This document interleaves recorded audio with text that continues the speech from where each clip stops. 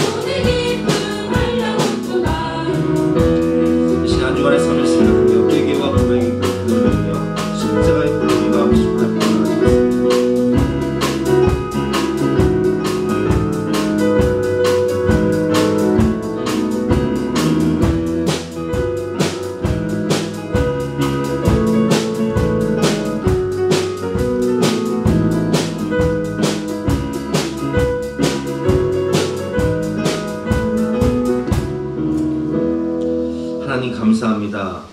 죄와 사망 권세에 매여 마귀의 종노릇하며 지옥에 갈 수밖에 없었던 우리들을 예수님의 피값으로 생명값으로 속량하셔서 하나님의 자녀 삼아주시고 이렇게 거룩한 주일날 하나님 앞에 나와 복된 예배를 드릴 수 있는 특권과 은혜를 주시니 진심으로 감사합니다. 오늘도 아버지 하나님 앞에 나와 신령과 진정으로 예배드리며 예수 이름으로 기도할 때에 하늘 문을 여시고 임재하시사 우리에게 한없는 축복과 응답을 허락하여 주시옵소서. 감사드리며 예수 그리스도 이름으로 기도드렸사옵나이다. 아멘. 영원하신 성령으로 말미암아 흠없는 자기를 하나님께 드린 그리스도의 피가 어찌 너의 양심을 죽은 행실에서 깨끗하게 하고 살아계신 하나님을 섬기게 하지 못하겠느냐. 그러므로 주 예수 그리스도 안에 있는 자에게는 결코 정죄함이 없느니라. 아멘. 사죄를 확신하며 다같이 사도신경으로 우리의 신앙을 고백하시겠습니다. 나는 전능하신 아버지 하나님 전지의 창조주를 믿습니다. 나는 그의 유일하신 아들 우리 주 예수 그리스도를 믿습니다. 그는 성령으로 잉태되어 동정녀 마리아에게서 나시고 본디오 빌라도에게 고난을 받아 십자가에 못 박혀 죽으시고 장사된 지 사흘 만에 죽은 자 가운데서 다시 살아나셨으며 하늘로 오르셔 전능하신 아버지 하나님 편안히 계시다가 거기로부터 살아있는 자와 죽은 자를 심판하러 오십니다. 나는 성령을 믿으며 거룩한 공교회와 성도의 교제와 죄를 용서받는 것과 몸의 부활과 영생을 믿습니다. 아멘. 다 같이 앉으셔서 함께 찬송하시겠습니다.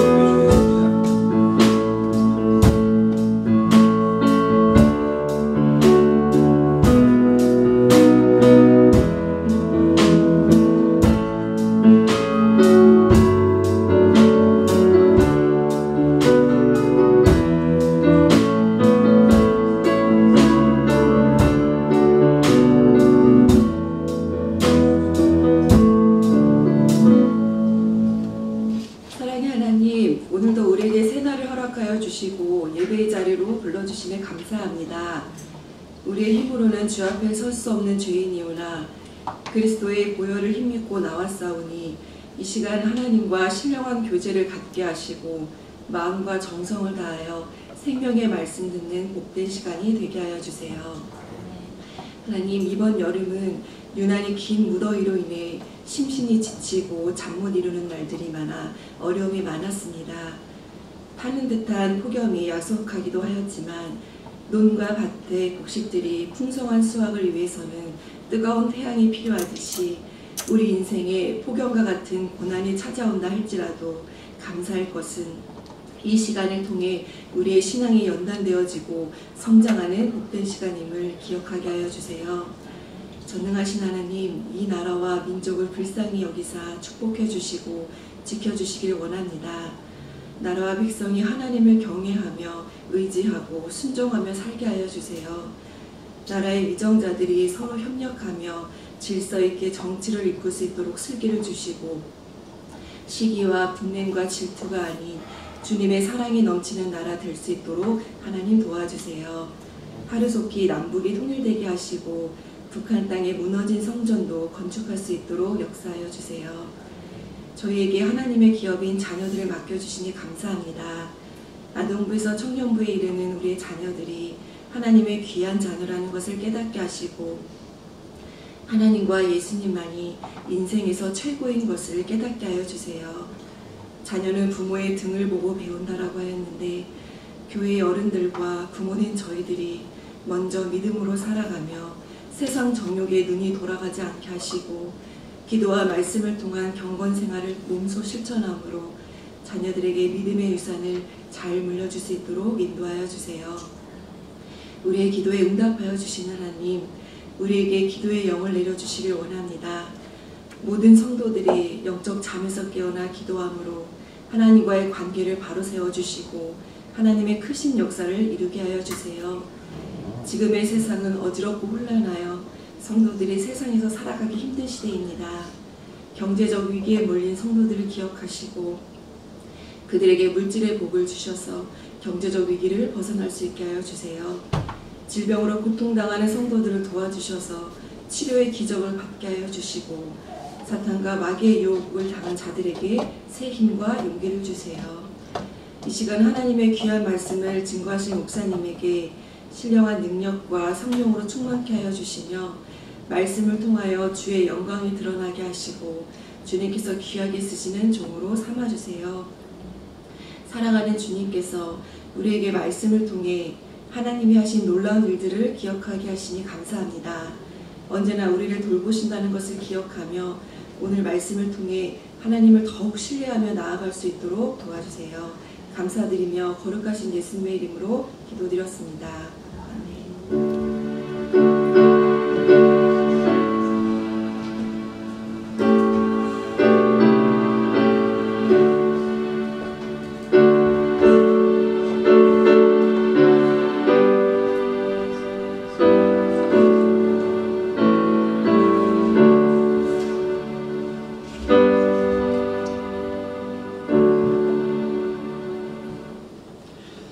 반갑습니다. 오늘도 주임전에 오신 여러분들을 주님의 이름으로 환영하고 축복합니다.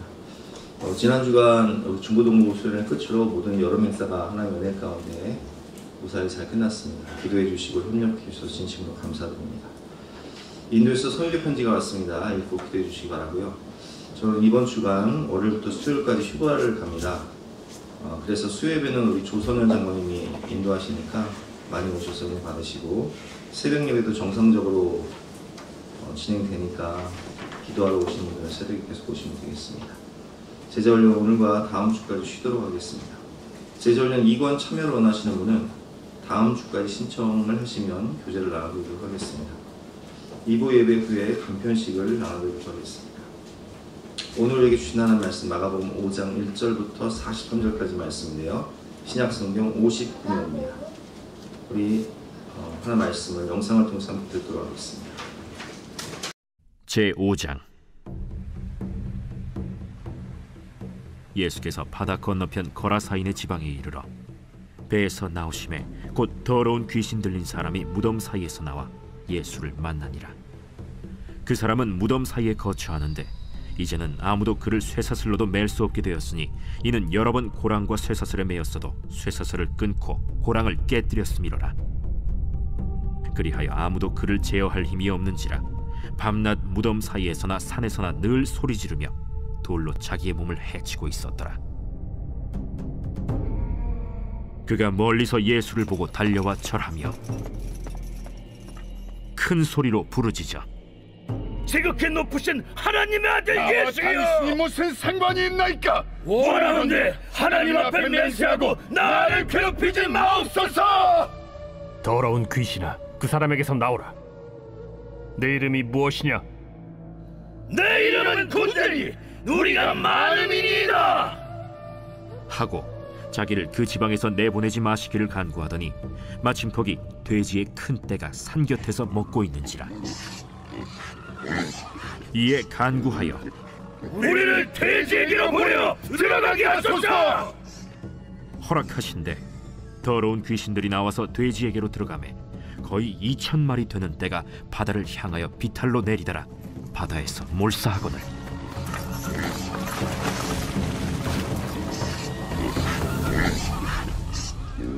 치던 자들이 도망하여 읍내와 여러 마을에 말하니 사람들이 어떻게 되었는지를 보러 와서 예수께 이르러 그 귀신 들렸던 자 곧 군대 귀신 집혔던 자가 옷을 입고 정신이 온전하여 앉은 것을 보고 두려워하더라. 이에 귀신 들렸던 자가 당한 것과 돼지의 일을 본 자들이 그들에게 알림해 그들이 예수께 그 지방에서 떠나시기를 간구하더라. 예수께서 배에 오르실 때에 귀신 들렸던 사람이 함께 있기를 간구하였으나 허락하지 아니하시고 집으로 돌아가 주께서 네게 어떻게 큰일을 행하사 너를 불쌍히 여기신 것을 내 가족에게 알리라. 그가 가서 예수께서 자기에게 어떻게 큰일 행하셨는지를 데가볼리에 전파하니 모든 사람이 놀랍게 여기더라. 예수께서 배를 타시고 다시 맞은편으로 건너가시니 큰 무리가 그에게로 모이거늘 이에 바닷가에 계시더니 회당장 중에 하나인 야이로라 하는 이가 와서 예수를 보고 발 아래 엎드려 간곡히 구하여 이르되 내 어린 딸이 죽게 되었사오니 오셔서 그 위에 손을 얹으사 그로 구원을 받아 살게 하소서. 이에 그와 함께 가실새 큰 무리가 따라가며 애워싸 밀더라. 12해를 혈루증으로 알아온 한 여자가 있어 많은 의사에게 많은 괴로움을 받았고 가진 것도 다 허비하였으되 아무 효험이 없고 도리어 더 중하여졌던 차에 예수의 소문을 듣고 무리 가운데 끼어 뒤로 와서 그의 옷에 손을 대니 이는 내가 그의 옷에만 손을 대어도 구원을 받으리라 생각하밀러라. 이에 그의 혈루 근원이 곧 마름에 병이 나은 줄을 몸에 깨달으니라. 예수께서 그 능력이 자기에게서 나간 줄을 곧 스스로 아시고 무리 가운데서 돌이켜 말씀하시되 누가 내 옷에 손을 대었느냐? 제자들이 여짜오되 무리가 에워싸 미는 것을 보시며 누가 내게 손을 대었느냐 물으시나이까? 예수께서 이 일 행한 여자를 보려고 둘러보시니 여자가 자기에게 이루어진 일을 알고 두려워하여 떨며 와서 그 앞에 엎드려 모든 사실을 여쭈니 딸아, 내 믿음이 너를 구원하였으니 평안히 가라. 내 병에서 놓여 건강할지어다. 아직 예수께서 말씀하실 때 회당장의 집에서 사람들이 와서 회당장에게 이르되 당신의 딸이 죽었나이다. 어찌하여 선생을 더 괴롭게 하나이까? 예수께서 그 하는 말을 곁에서 들으시고 회당장에게 이르시되 두려워하지 말고 믿기만 하라. 하시고 베드로와 야고보와 야고보의 형제 요한 외에 아무도 따라옴을 허락하지 아니하시고 회당장의 집에 함께 가사 떠드는 것과 사람들이 울며 심히 통곡함을 보시고 들어가서 너희가 어찌하여 떠들며 우느냐? 이 아이가 죽은 것이 아니라 잔다. 하시니 그들이 비웃더라.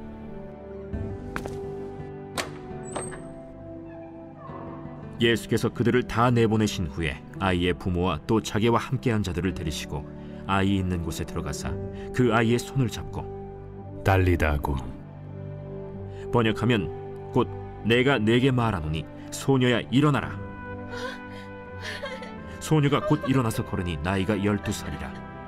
사람들이 곧 크게 놀라고 놀라거늘 예수께서 이 일을 아무도 알지 못하게 하라고 그들을 많이 경계하시고 이에 소녀에게 먹을 것을 주라 하시니라.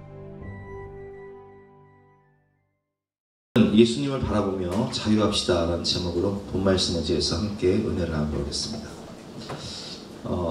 올해 광복절이 광복 80주년 기념입니다. 우리나라가 일제강점기로부터 해방된 지가 80년이 되는 해예요. 국가의 주권을 빼앗기고 또 이름을 빼앗기고 언어를 빼앗기고 자유를 빼앗기고 재산을 빼앗기고 생명을 빼앗긴 고통으로부터 자유와 해방을 얻은 날입니다. 우리 외할머니가 일제시대에 사셨는데 어렸을 때 저한테 맨날 벤또 쌌냐? 이렇게 말씀하세요. 이건 무슨 소리인지 모르겠더라고요. 근데 벤또가 뭔지 아시는 분, 어르신들은 아시죠? 도시락을 벤또라고 해요. 그러니까 일제시대에 사셨던 분들이기 때문에 일본의 그 말이 익숙한 거예요. 우리 그 작은 할아버지는요, 그 일본 군에 의해서 강제로 끌려가셨다가 거기서 전쟁에 끌려가셨다가 돌아가시고 시신조차 찾지 못했어요.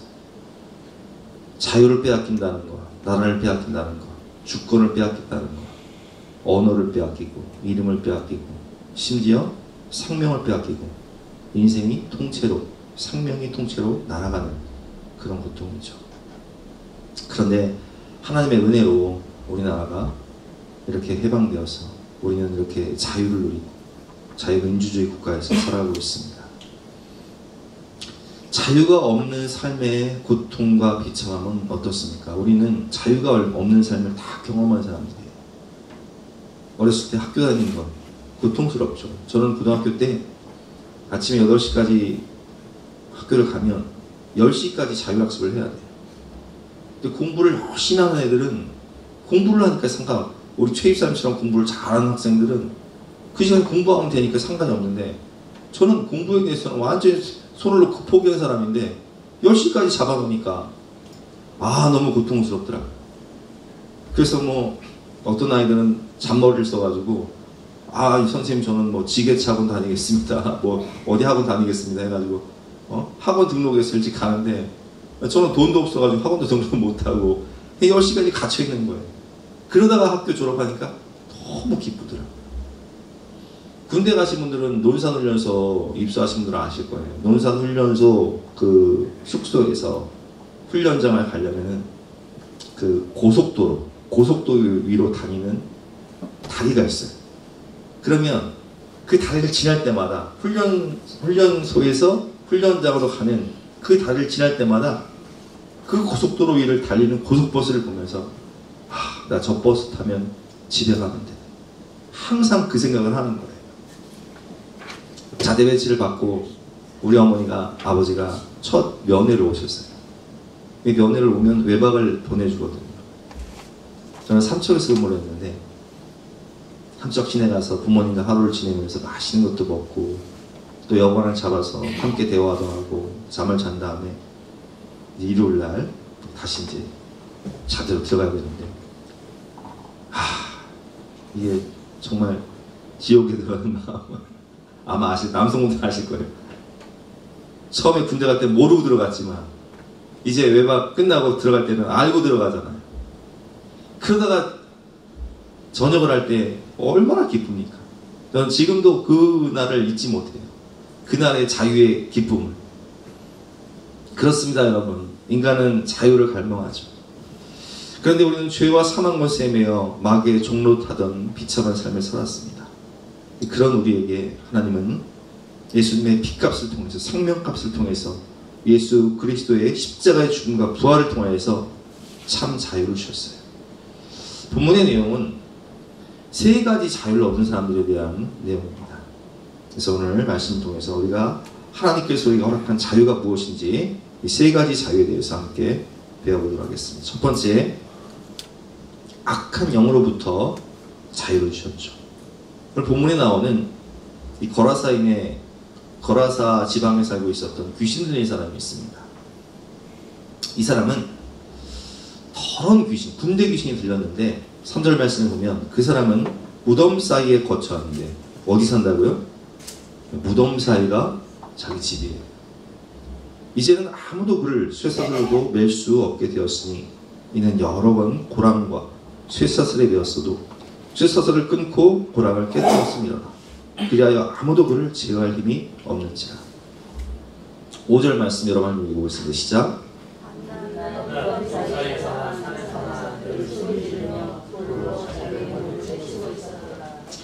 여러분, 이런 사람들이 있습니다. 악한 영이 메어서 밤낮 무덤 사이에서나 산에서나 늘 소리를 지르며 돌로 자기의 몸을 해치고 있었더라. 악한 영이 메어서, 악한 중독에 메어서, 예를 들면 뭐 알코올 중독, 또 마약 중독. 어때요? 자기가 자기 몸을 해야 하는 거예요. 자기 몸에 독을 부어, 자기 몸에 마약을 넣어. 그래서 무슨 좀비처럼, 필라델피아 가면 좀비처럼 막 사람이 괴물이 되는 거예요. 무당도 마찬가지죠. 밤낮 무덤 사이에서, 무당들은, 신내림 받은 무당들은요, 밤이 되면요 저 깊은 산으로 들어가요. 거기서 귀신과 소통하면서 거기서 기도하는 거예요. 그 귀신의 지시를 받는 거예요. 밤낮 무덤 사이에서나 산에서나 늘 소리를 지르며 돌로 자기의 몸을 해치고 있었더라. 아멘. 무당들은 대부분 무당이 되기 싫어해요. 그런데 이게 대부분 무당이 왜 되냐? 막 몸이 너무 아픈 거예요. 병원에 가면 진단이 안 나와. 그럼 무당을 찾아가면 뭐라고 얘기하냐? 너는 신내림을 받아야 돼. 네가 신내림을 받지 않으면 네가 죽든지 아니면 네 가족이 죽어. 이렇게 협박을 하니까, 가족이 죽는다고 하니까 어떻게 해요? 그 마음이 여린 분들이 가족이 죽는다는 말에 두려움이 생겨서 거기서 신내림을 받는 거예요. 그래서 귀신의 종이 되어서 악한 영에 매어서 평생 신병이 무섭고 신벌이 무서워서 마귀의 종로로 타는 그런 인생을 살아가는 분들이 계십니다. 제가 아는 어떤 제 친구 중에 그런 친구가 있어요. 엄마가 너무 막 두려움과 염려 때문에 굿을 좋아한다는 거예요.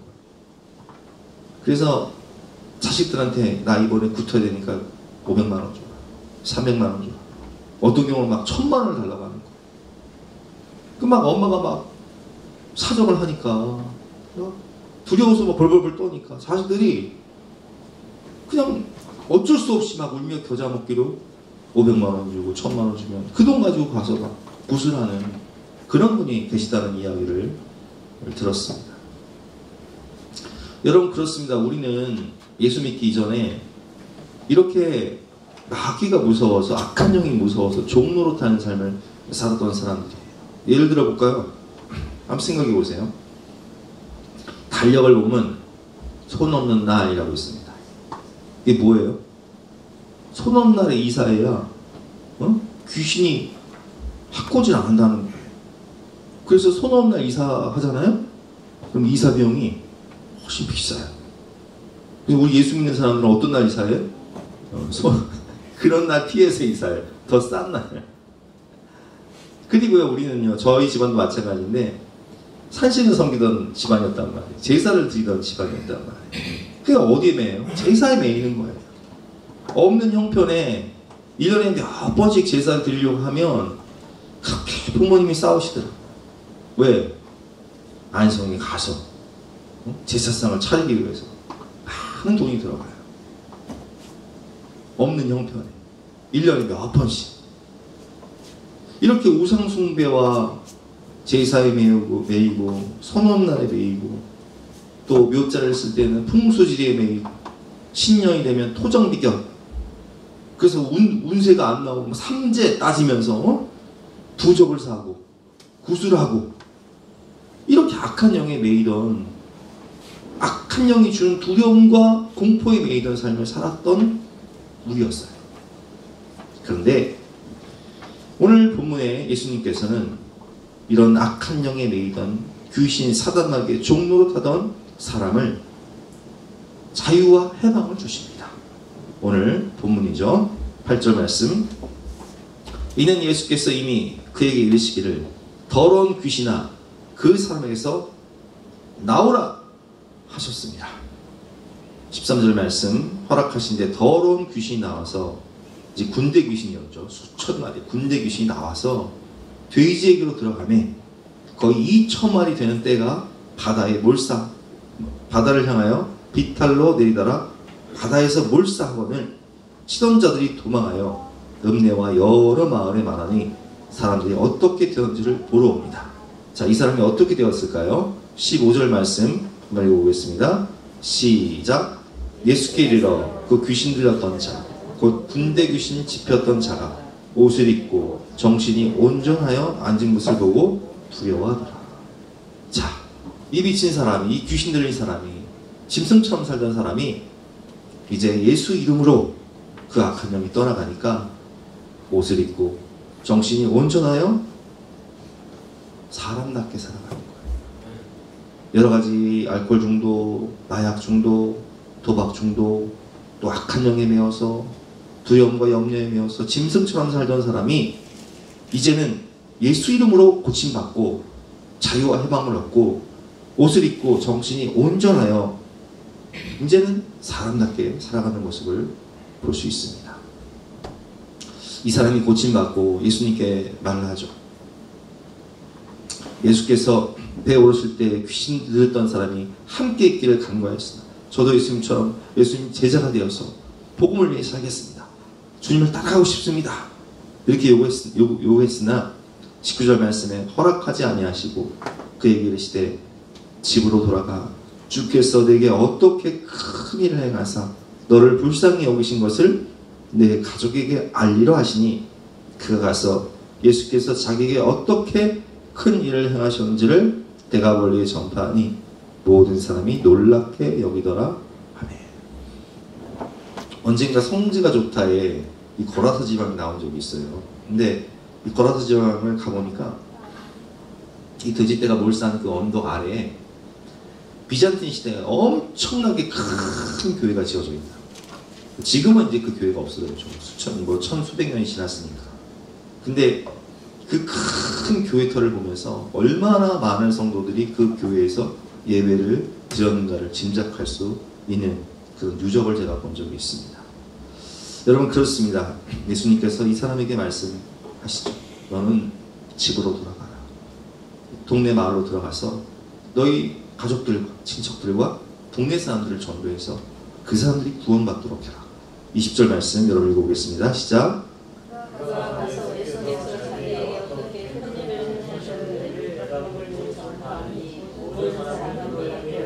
아멘. 언젠가 다니엘 기도에 심선미 성도님이 나와서 간증을 한 적이 있는데, 이분은 모태부당이에요. 우리 모태신앙인 것처럼 이분은 모태부당이에요. 그러니까 어머니가 무당이었어요. 그리고 자기도 무당이고 언니도 무당이고 남동생도 무당이고 고모도 무당이고 집안이 무당 집안이야 그냥. 그래서 21살 때 이분도 신내림을 받습니다. 그래서 26년 동안을 신내림 받은 무당으로 살아가요. 날마다 밤이 되면 산에 올라가서 귀신과 소통하면서 귀신을 섬기던, 그래서 귀신의 음성을 듣고 점을 치던, 귀신의 종로로 타던 삶을 살았죠. 이분도 심벌이 무서워서 죽는 것이 두려워서 그렇게 살아가는데, 그런데 이 무당은 영적 세계를 보잖아요. 영적 세계를 보다 보니까 귀신도 보지만 항상 이 뭐가 제일 두렵냐면 저승사자가 두려운 거예요. 저승사자. 나도 언젠가 죽을 텐데. 그리고 죽으면 어디 가요? 죽으면 어디가? 뻔하잖아요. 그러니까 제일 두려운 게 뭐냐? 이 무당들은 죽음을 항상 직면하거든요. 죽음을 직면하는 사람들이 항상 많이 오니까. 근데 죽으면 저승사자가 날 데려와서 지옥 간다 라는 공포가 있었는데, 이분이 하나님 은혜로 콜린가 브라이언 박 목사님을 통해서 예수님 영접하고 또 영도 부산 영도에 가면 영도 제2교회라고 있어요. 그 교회 가서 세례받고 신주단지 버리고 그리고 예수 믿고 이제는 악한 영으로부터 자유함을 얻고 하나님 자녀가 되었어요. 근데 이분이 고백하기를 뭐라고 고백하냐면 사실 신대림 받는 무당이었기 때문에 하루에 수백만 원, 한 달에 수천만 원씩 벌었대요. 근데 예수 믿고 난 이후에는 이제는 마귀의 종로로 사는 것이 아니라 하나님 자녀가 되었으니까 무당을 할 수가 없잖아요. 신주단지 다 깨트려버리고 자유를 얻었다는 거예요. 근데 내가 비록 무당생활 할 때는 수백만 원, 수천만 원을 벌긴 했지만 지옥에 대한 심판에 대한 두려움을 가지고 살았는데 이제는 예수를 믿고 하나님 자녀가 되니까 이제 나는 죽어도 어디 간다? 천국 간다. 참된 자유와 참된 기쁨 가운데 새롭게 거듭난 삶을 살며 누린다는 거예요. 여러분, 하나님께서 우리에게 주신 자유가 그것입니다. 우리는 악한 영으로부터 사단 마귀의 종로로 사는 우리를, 죄와 중독의 종로로 타던 우리를 예수님은 구원하시고 우리에게 자유를 주셨다는 거예요. 우리는 그 자유를 누리며 살아가야 된다는 거예요. 이 시간 함께 찬양할 때 나 자유 얻었네, 너 자유 얻었네 함께 찬양하겠습니다. 예수님을 바라보며 악한 영으로부터, 두려움과 염려로부터 자유하는 저와 여러분 되시길 바랍니다.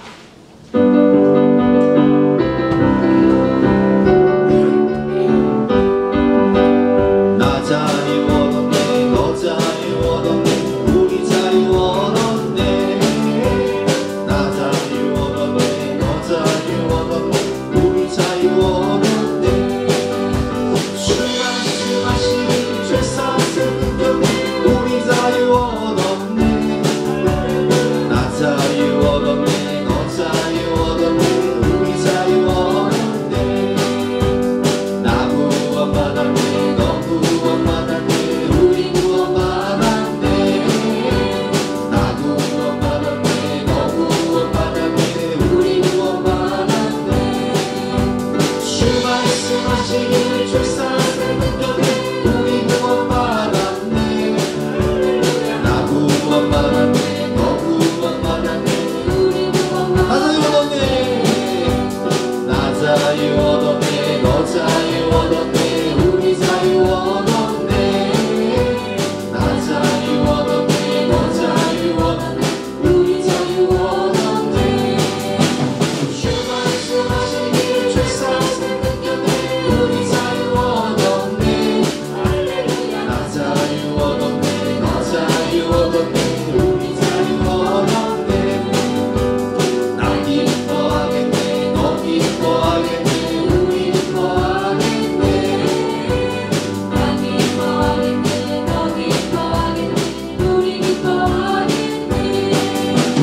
주 말씀하시기를 죄 사슬 끊겼네, 우리 기뻐하겠네. 나 기뻐하겠네, 너 기뻐하겠네, 우리 기뻐하겠네. 아멘.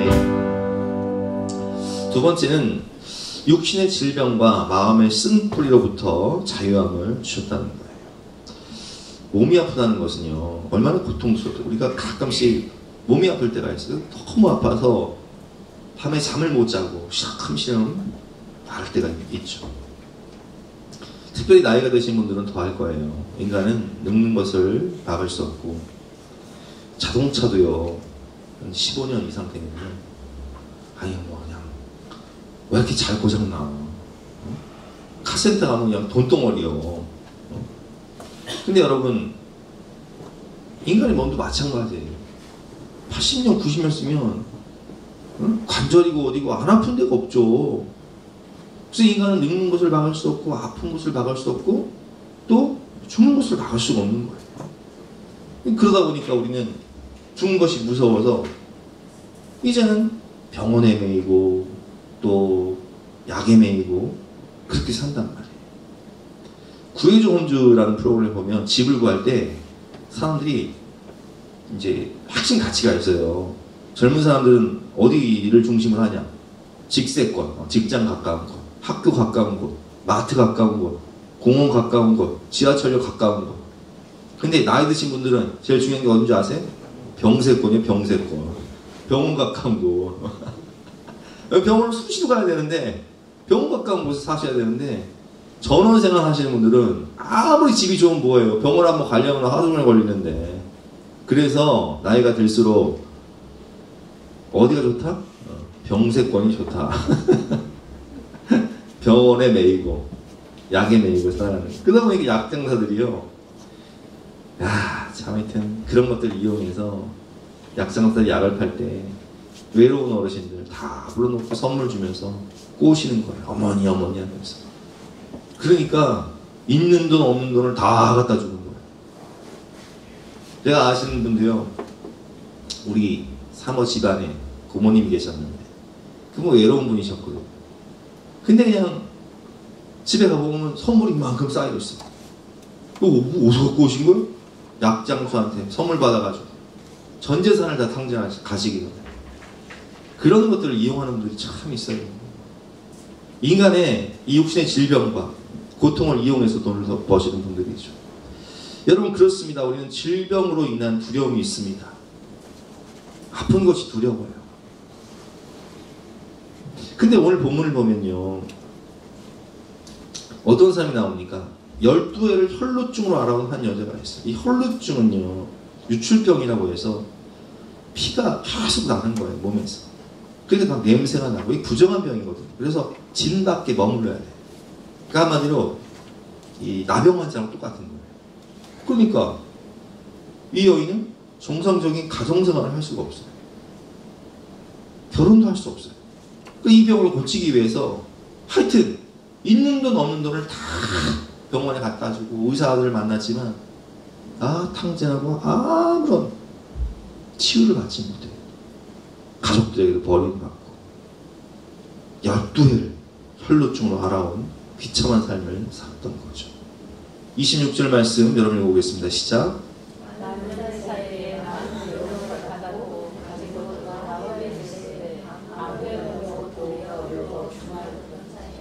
야, 병원 한번 가보세요. 대형병원 한번 가보면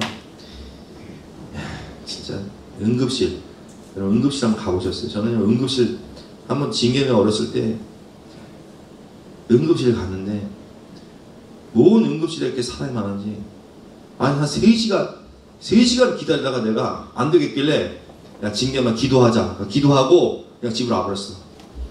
그 나왔어요. 내가 진짜 기도할 걸 내가 왜 응급실에서 기도했는지 몰라 그냥.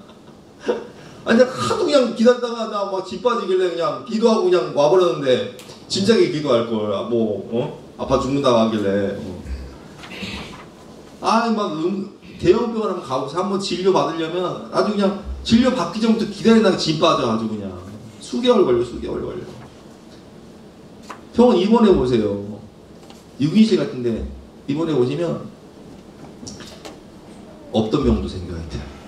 왜? 잠자는 것도 힘들고 시끄럽고 냄새나고 산을 왔다 갔다 하고 정신없고 없던 병도 생겨가지고. 이 여인이 그랬어요. 이 병을 고치기 위해서 많은 의사를 찾아갔지만 많은 괴로움을 받고 가진 것도 다 후벼였습니다. 아무 효용도 없고 도리어 더 중하였던 차에 예수님의 소문을 듣게 됩니다. 예수님이 죽은 자를 살리고 눈먼 자를 뜨게 하고 그리고 안진뱅이를 고친다는 소식을 듣고 이 여인도 예수님께 가서 저도 고쳐주세요 말하고 싶지만 자신은 무슨 병이에요? 부정한 병이에요. 유출병이에요. 사람들 많이 모인 곳에 가면 안 돼요. 그래서 부끄러운 병이라 너무나 수치스러운 병이라 사람들에게 갈 수가 없는 거예요. 예수님께 갈 수가 없는 거예요. 그래서 27절 말씀에 예수의 소문을 듣고 무리 가운데 끼어 뒤로 와서 그의 옷에 손을 대니 이는 내가 그의 옷에만 손을 대어도 구원을 받으리라 생각합니다. 내가 예수님의 옷자락만 만져도 예수님의 그 능력이 나에게 흘러들어와 내가 치유받을 것 같은 믿음이 이 여인에게 있었던 거예요. 그래서 29절 말씀에 그렇게 손을 댈 때 그의 혈루 근원이 곧 마름에 병이 나은 줄을 몸에 깨달았지. 혈루 근원이 싹 말라버린 거예요. 더 이상 피가 안 나는 거예요. 치유받았구나. 기쁨 가운데 돌아가려고 하는데 30절 말씀에 예수께서 그의 능력이 자기에게서 나간 줄 아시고 스스로 아시고 무리 가운데 돌이켜 말씀하시되 누가 내 옷에 손을 대었느냐, 누가 내 옷에 손을 대었냐 말씀하시는 거예요. 그러니까 제자들이 31절 말씀에 아니 예수님 우리가 이렇게 에워싸 미는 것을 보시면서 누가 내게 손을 대었냐고 물으십니까? 지금 사람들이 에워싸서 있으면 지금 막 난리지 않습니까? 근데 30절 말씀에 예수께서 이 일 행한 여자를 보려고 둘러보시고 찾으시는 누구냐? 누가 내 옷에 손을 대었냐? 이 여인을 찾으시는 거죠. 조용히 보내실 수 있지만 왜 찾으실까요? 33절 말씀에 여자가 자기에게 이루어진 일을 알고 두려워하여 떨며 와서 그 앞에 엎드려 모든 사실을 여줍니다. 예수님, 사실은 제가 12년 동안 혈루병을 앓면서 많은 사람을 찾아갔는데 재산은 다 탕진하고 가족들에게 버림받고 이 부정한 병이라 예수님께 올 수도 없고 제가 이러이러한 삶을 살았습니다. 마음의 상처와 아픈 고통, 이 모든 것들을 예수님 앞에 다 쏟아놓는 거예요. 쓴소리를 다 캐는 거예요. 예수님께서 일부 다 들으시는 거예요. 그리고 34절 이렇게 말씀하십니다. 34절 시작. 예수께서 이르시되 딸아 내 믿음이 너를 구원하였으니 평안히 가라. 내 병에서 놓여 건강할지어다. 예수님은 이 여인의 육신의 질병도 고치시길 원하시지만 이 여인의 마음의 쓴소리, 마음의 아픔도 치유하기를 원하시는 거예요. 그래서 이 여인을, 이 부끄러운 병을 가진 이 여인을 조용히 보내실 수도 있지만 예수님은 이 여인이 질병에서 놓을 뿐만 아니라 정말 이 마음의 쓴소리를 다 마음의 평안, 마음의 치유를 받고 영육간의 강건함을 얻고 구원을 얻기를 바라는 마음으로 딸아 내 믿음이 너를 구원하였으니 평안히 가라. 구원과 평안을 말씀하시는 거예요. 여러분 그렇습니다. 우리가 이 마음의 쓴뿌리를 캐내고 살아야 돼요. 그래서 이 고백과 대화의 중요성이 참 중요해요. 우리가 하나님께도 회개를 해야 되지만 사람에게도 고백을 하면서 살아야 돼요. 예를 들면 사회생활을 하면서 힘든 일이 있잖아요. 그러면 내가 힘든 이야기, 학교생활을 하면서 직장생활을 하면서 힘든 이야기 이런 것들을 가족들에게 와서 말한단 말이에요. 왜 말하는 거예요? 일단 내 말 좀 들어달라는 거예요. 들어주기만 해도 치유가 돼. 목적 모임을 하면서 이런저런 이야기를 듣습니다. 이야기를 합니다. 왜? 그런 이야기를 하면서 우리가 마음의 응어리들이 마음의 한이 쓴뿌리가 다 녹는 거예요. 대화의 중요성, 고백의 중요성이에요. 그래서 야고보서를 보면요 이런 말씀이 있습니다. 야고보서 5장 16절 시작. 그러므로 너희 죄를 서로 고백하며 병이 낫기를 위하여 서로 기도하라. 의인의 간구는 역사하는 힘이 큽니다. 제가 신대원 때 내적 치유를 배웠는데 내적 치유를 배울 때 이 말씀을 가르쳐 주시는 거예요. 내적 치유, 마음의 쓴뿌리를 해결하기 위해선 너희 죄를 서로 고백하라. 마음의 아픔을 고백하라. 삶을 나누라. 그리고 병이 낫기를 위하여 서로 기도하라. 의인의 간구는 역사하는 힘이 큼이니라. 남자분들 잘 들으세요. 아내분들이 살면서 힘든 얘기를 해요. 그러면 그런 이야기를 들을 때 옳고 그름을 따지지 마세요. 내가 당신이랑 살아봐서 아는데 당신이 잘못했네. 이따위 소리 하지 마세요. 옳고 그름을 얘기하는 게 아니라 그냥 공감해 주세요. 아유 당신 힘들었겠네. 그 사람 전도 그런 사람이 있냐? 야 당신 참 화났겠다. 당신이 힘들었겠다. 이런 소리를 해야 되는데 마음에 공감을 해주고 치유를 해줘야 되는데 내가 당신이랑 살아봐서 아는데 당신이 잘못한 것도 있지. 이렇게 옳고 그름을 따지면 더 열받아 더 열받아. 목장 모임을 하면서 여러분 옳고 그름을 따지지 마세요. 그냥 들어주세요. 기도해 주세요. 그래야 치유가 되는 거예요. 예수님께서 이 여인을 향해서 옳고 그름을 따지시나요? 그렇게 하지 않으시잖아요. 그냥 들어주시는 거예요. 딸아 내 믿음이 너를 구원하였으니 평안히 가라. 위로해 주시는 거예요. 히브리서 12장 15절 같이 한번 읽어보겠습니다. 시작. 너희는 하나님의 은혜에 이르지 못하는 자가 없도록 하고 또 쓴뿌리가 나서 괴롭게 하여 많은 사람이 이로 말미암아 더럽게 되지 않게 하며. 마음의 쓴뿌리와 응어리를 이 대화를 통해서, 목장 모임을 통해서, 신앙생활을 통해서 풀어야 되는데, 그걸 풀지 못하면요 마음의 쓴뿌리를 막 가족들한테 막 쏟아부는 사람들이 있어요. 그러면 막 주변 사람들이 막 상처받는 거예요. 대화를 통해서, 고백을 통해서 이 문제를 풀고 해결해야 되는 것입니다. 우리 예수님은 우리에게 이 질병으로부터의 자유를 주시기 위해서 십자가에서 대가를 치르셨다는 거예요. 이사야 53장 5절 말씀 같이 한번 읽어보겠습니다. 시작. 그가 찔림은 우리의 허물 때문이요 그가 상한 우리의 죄악 때문이요 그가 징계를 받음으로 우리는 평화를 누리고 그가 채찍에 맞음으로 우리는 나음을 받았도다. 아멘. 그가 징계를 받음으로. 예수님께서 왜 십자가에서 지옥 고통을 당하셨습니까?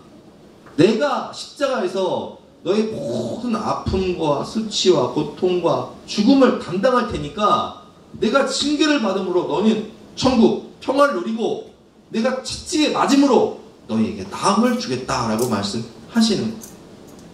베드로전서 2장 24절 친히 나무에 달려 그 몸으로 우리 죄를 담당하셨으니 이는 우리로 죄에 대하여 죽고 의에 대하여 살게 하려 하심이라. 그가 채찍에 맞음으로 너희는 나음을 얻었나니. 아멘. 그래서 우리 몸이 아플 때요 이 말씀 붙잡고 기도해야 돼요. 예수님께서 이미 십자가에서 채찍에 맞으심으로 내 육신의 질병을 담당하셨으니 이제는 값을 치르신 예수님의 그 말씀을 믿고 나는 나음을 얻었음을 믿습니다. 그 기도하는 거예요.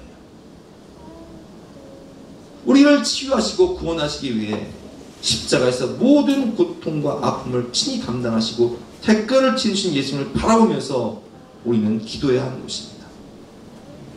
누가복음 4장을 보면요 예수님께서 이 땅에 오신 목적, 메시아의 자기 선언을 이렇게 말씀하시는 거예요.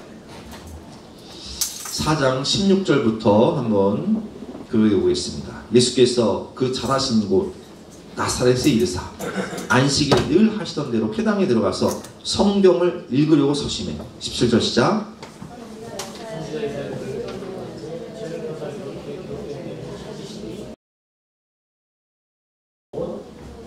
주의 성령이 내게 임하셨으니 이는 가난한 자에게 복음을 전하게 하려 하시고 내게 기름을 부으사 부으시고 나를 보내사 포로된 자에게 자유를, 자유란 단어가 한번 나오죠. 그리고 눈먼 자에게 다시 보게 함을 전파하며 눌린 자를 자유롭게 하고. 질병에 매이면 자유가 없어요. 그렇죠? 눌리고 아프고 병원에 매이고 약에 매이고 자유가 없어요. 근데 예수님은 자유롭게 하시는 거죠. 19절 말씀 시작. 주의 은혜를 전파하게 하려 하심이라 하였다. 그럼 주의 은혜가 뭐예요? 주의 은혜가 뭐죠? 희년이잖아요. 희년. 희년이라는 게 뭐예요? 희년은 50년에 한 번 오는 해인데, 자, 내가 돈이 없어요. 그러면 일단 땅을 팔아요. 땅을 저당 잡혀요. 땅을 빼앗겨요. 그리고 돈이 없어요. 자식들을 노예로 보내. 종으로 보내. 또 돈이 없어. 그러면 내가 종으로 들어가요. 근데 희년이 되면 하나님께서 법을 정하셨어. 50년째가 되는 희년이 되면 모든 재산을 회복하고 모든 신분을 회복하고 자유를 줘라. 그러니까 잃었던 땅과 잃었던 자식들, 내 삶의 자유를, 내 신분을 회복하게 되는 거예요. 그게 희년이에요. 그게 자유의 해예요. 그게 해방이에요. 눌린 자가 자유롭게 되는 거예요. 예수님이 이 땅에 왜 오셨다고요? 이렇게 눌린 우리들을 자유롭게 하시기 위해서 질병에 눌리고 악한 영에 매이고 여러 가지 삶의 무게에 눌린 우리를 자유롭게 하시기 위해서 주의 은혜의 해를 전파하게 하려 하심이라 하였더라. 책을 덮어 그 맡은 자에게 주시고 앉으시니 회당에 있는 자들이 다 주목하여 보더라. 예수님께서 뭐라고 말씀하시죠? 이 글이 오늘 너희에게 응하였느니라. 이 말씀이 오늘 너희에게 응하였느니라. 이렇게 말씀하시는 거예요.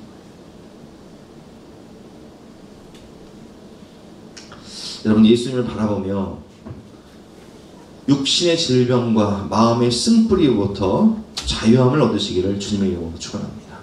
예수님께서 우리의 모든 결박을 푸셨습니다. 우리는 자유한 것입니다.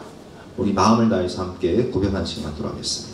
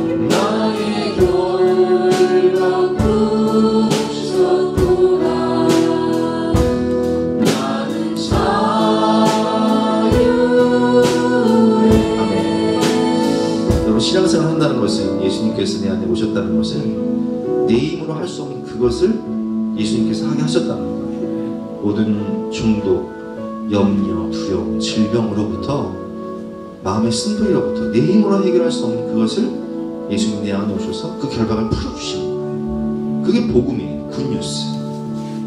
우리가 자유를 얻었다. 우리가 해방되었다. 세 번째로 우리가 이 말씀을 통해서 깨달으시는 것은 죄와 사망 권세로부터 자유입니다. 인간은 누구도 피할 수 없는 문제가 있습니다. 그게 뭐냐면 죽음과 이별의 문제예요. 여러분, 우리는 모든 사람이 죄를 범하였으며 하나님의 영광을 누리지 못하였다. 사람이 죽는 것은 하나님이 정하시는 거예요. 제가 아까 말씀드렸지만 우리 늙는 것을 피할 수 없고 아픈 것을 피할 수 없고 죽는 것을 피할 수 없어요. 그래서 저도 죽고 우리 애들도 죽을 거고 여러분도 다 죽을 거예요. 한 번 사람이 죽는 것은 하나님이 정하는 것이기 때문에 그 후에는 심판이 있는 거예요. 근데 인간이 제일 두려워하는 게 뭐예요? 죽음과 이별이에요. 내가 죽는 거고 우리 부모님 돌아가시는 거고 또 우리 배우자가 죽는 거고 또 우리 자녀들이 죽고 우리 후손들이 죽는 거예요. 근데 이건 피할 수가 없어요.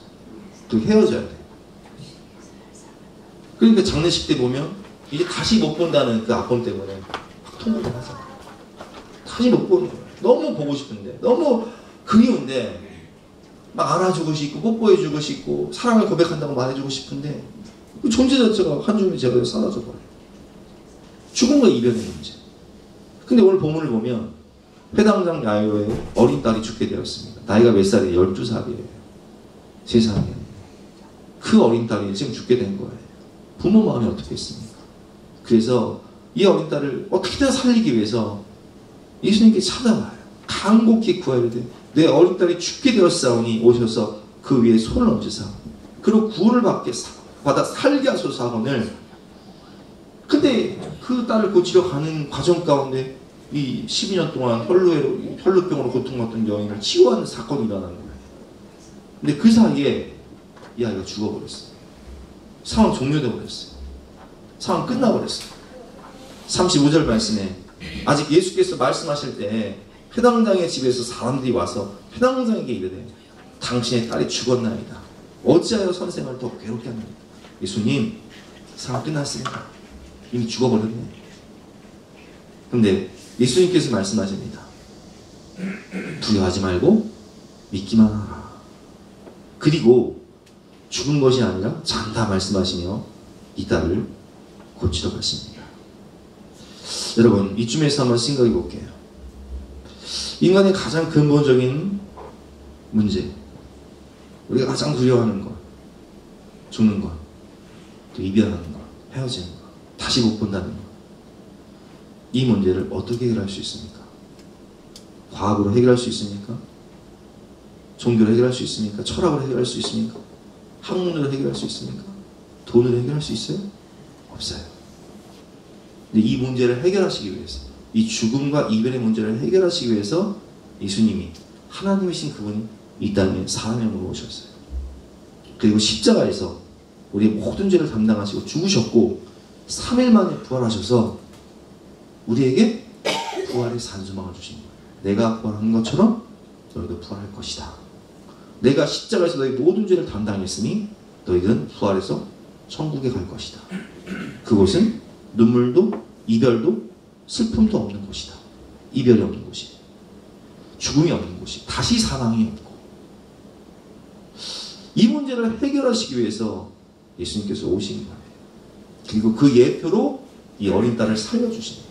죽었던 아이를 살려주세요. 그들이 비웃더라. 예수께서 그들을 다 보내신 후에 아이의 부모와 또 자기가 함께한 자들을 데리고 아이 있는 곳에 들어가사 그 아이의 손을 잡고 이르시되 달리라곰 하시니 번역하면 곧 내가 내게 말하오니 소녀야 일어나라 하시니라. 12살 된 이 아이가 일어납니다. 살아납니다. 다시 못 볼 줄 알았던 이 어린 딸을 부모는 다시 안아요. 다시 보게, 다시 사랑한다고 뵙게. 이것만큼 큰 위로가 어디 있습니까?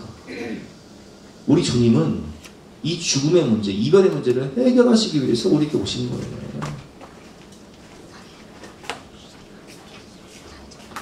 예수님께서 요한복음 11장 25절에 말씀하시죠. 예수께서 이르시되 나는 부활이요 생명이니 나를 믿는 자는 죽어도 살겠고 무릇 살아서 나를 믿는 자는 영원히 죽지 아니하리니 이것을 내가 믿느냐.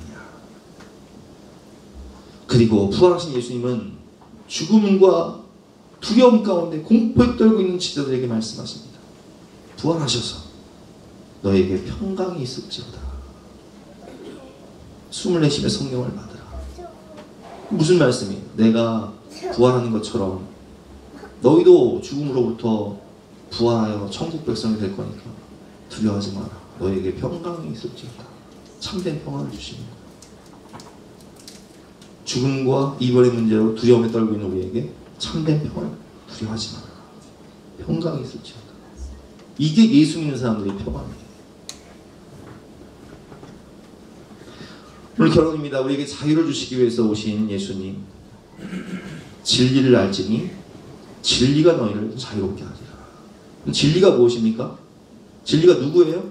예수님이 진리예요.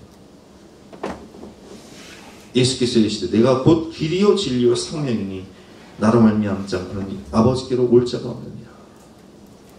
예수님이 진리예요. 예수님을 알 때 우리는 참된 자유를 얻는 거예요. 그분 안에 참된 자유가 있는 거예요. 복음, 가스펠, 굿뉴스, 해방이다. 전쟁의 승리, 지면은 다 끝나 노예가 되고 죽거나 재산 다 뺏기고 노예가 돼요. 근데 마라톤의 기원자 우리가 이겼다, 자유다. 이게 복음이에요.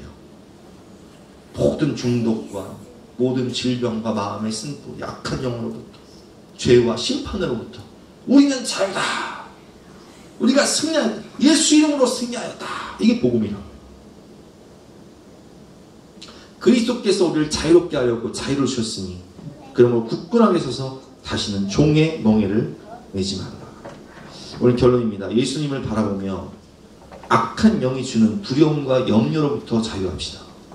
염려를 가불하지 마세요. 염려를 대출하지 마세요.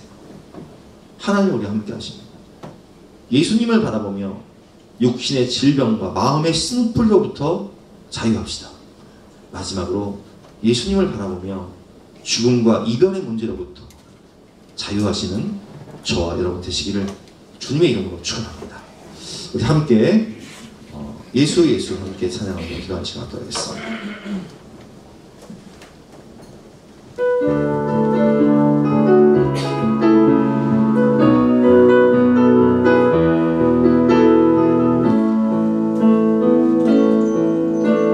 슬픈 마음이 있는 자, 몸과 영혼 병든 자, 누구든지 부르시오. 예수 이름 부르시오.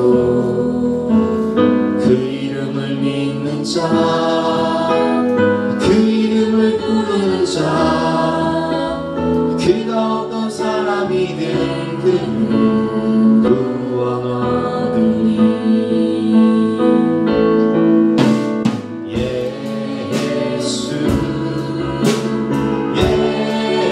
예수 오 능력의 그 이름 예수 나 외쳐 부르네. 예수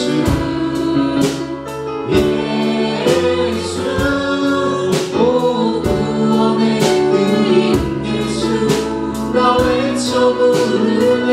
예수 그리스도 은과 돈 내게 없으나 나 가진 건 너에게 주니. 능력의 이름 예수라 그 이름을 붙드시오.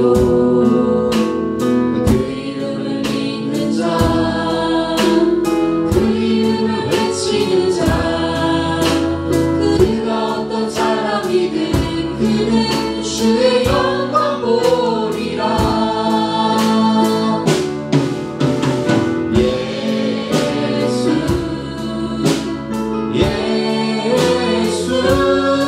오 능력의 그 이름 예수 나 외쳐 부르네. 예수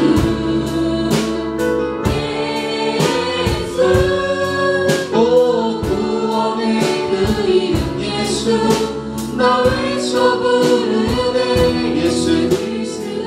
우리 주신 말씀 들어가면서 주여 한번 해주시겠습니다. 주여!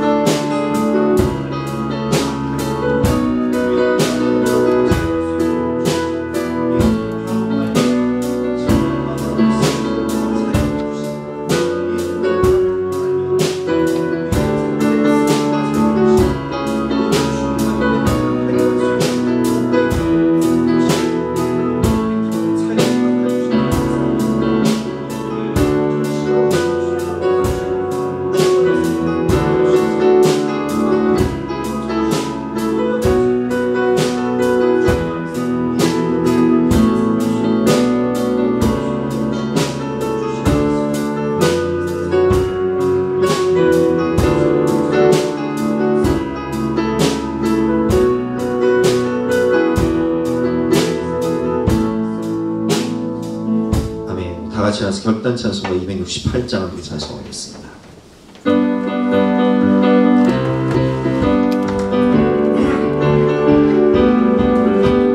주의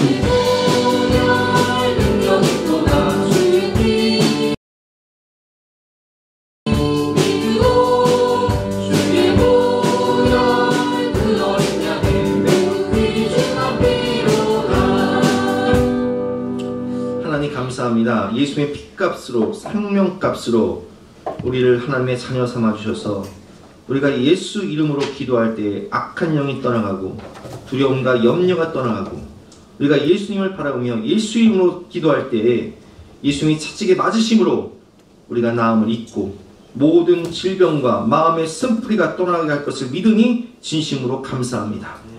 예수님께서 주신 영원한 생명과 부활의 산소망 천국을 바라보며 죽음과 이별의 문제로부터 자유할 수 있는 특권을 주시는 것도 감사합니다. 하나님이 주신 이 참된 자유, 해방, 은혜의 해를 누리며 전하며 살아가는 우리 모두가 될 수 있도록 축복하여 주시옵소서.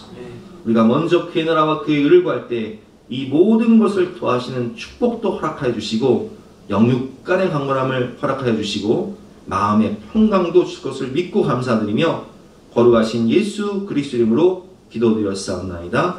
아멘. 지금은 우리 구주 예수 그리스도의 은혜와 독생자를 주신 영원하신 하나님의 사랑과 성령 하나님의 감화감동 역사하심이 우리 모든 성도님들 머리 위에, 앞날 위에, 가정 위에, 직장 위에, 사업 위에 지금부터 영까지 함께 하시기를 간절히 축원하옵나이다. 아멘.